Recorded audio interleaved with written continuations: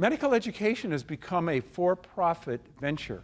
I'm going to show you some data, and then I'm going to tell you what my tuition at the University of New Mexico was when I went to medical school in 1972 through 1976.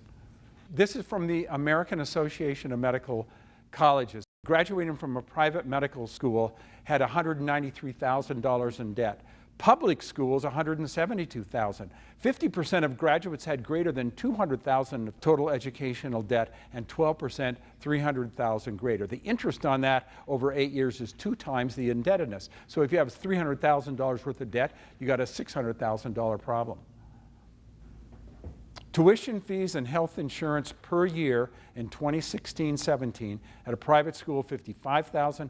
Public schools as residents, public schools as a non-resident are those numbers, $55,000, $34,000, and $58,000 respectively. New Mexico has done a really good job of curtailing tuition increases, but many of the public schools have followed the lead of the private schools, knowing that kids want to become doctors, that kids want to be a doctor someday, and they'll pay just about anything for it. Most of the MD schools, the quality of education is excellent. Many of the osteopathic schools have a very quality product. But I also want to talk about the Caribbean schools. Entrepreneurs, knowing that thousands of kids want to go to medical school, have opened up medical schools in the Caribbean. They don't have to be accredited like the United States medical schools are accredited. And once granted the degree, they have the opportunity to take residence in the United States. The problem is there are so many of those schools that they flood the market with graduates from medical school. Ross University admits 900 kids a year. That compares to New Mexico's 110 a year.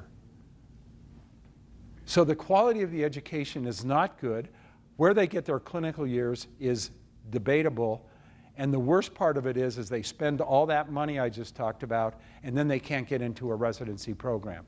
So they wasted a bunch of money, they wasted years, they have an MD degree, but they'll never become a doctor, a practicing one. Healthcare giants like Hospital Corporation of America, Pfizer, and United Healthcare should substantially underwrite the cost of medical education. That's my opinion.